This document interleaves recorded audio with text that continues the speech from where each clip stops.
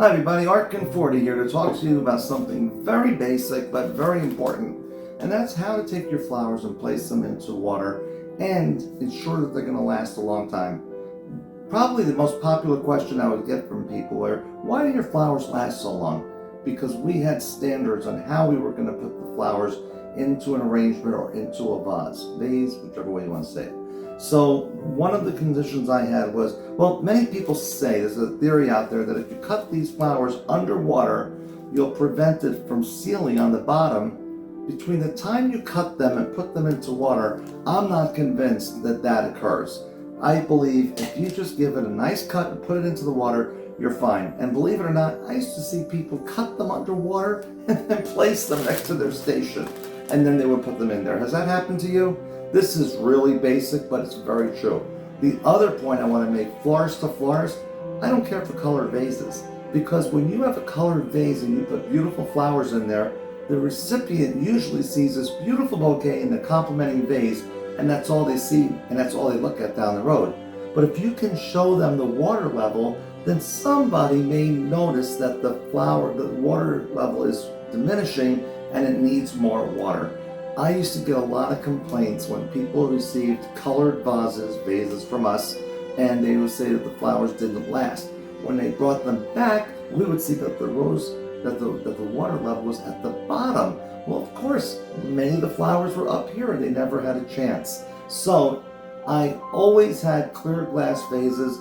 This would be the extent of color as long as you can see the water level at the bottom. So the next thing you do is take your flowers and obviously take the tag off of them, and you see how they're pretty much really rough here and clogged up because they had air, and I don't have the proper knife to do this.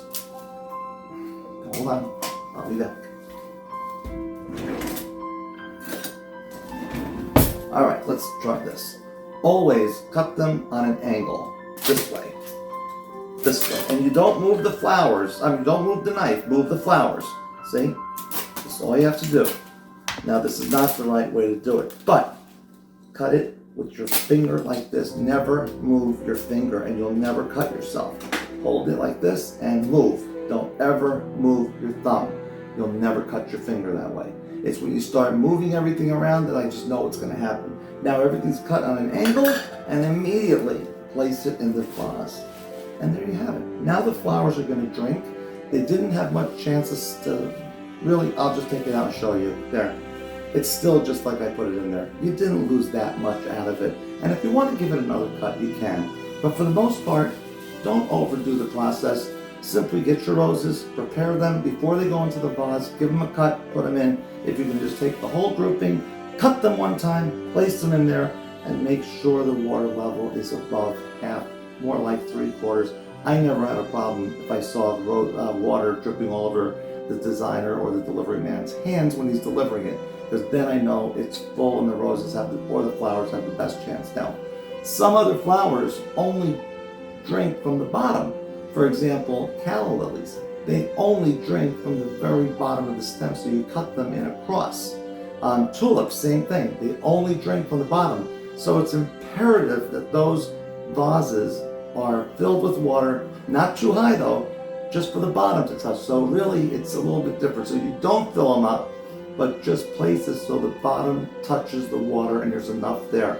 If you fill it all the way up and you put the stem in there, it's going to get all weak and then wilt over. So give the flower a chance to drink and mature by recognizing where and how it drinks its water or absorbs its water source. Okay? So woody stems such as roses, they're thick, they need a cut on an angle, place them in there.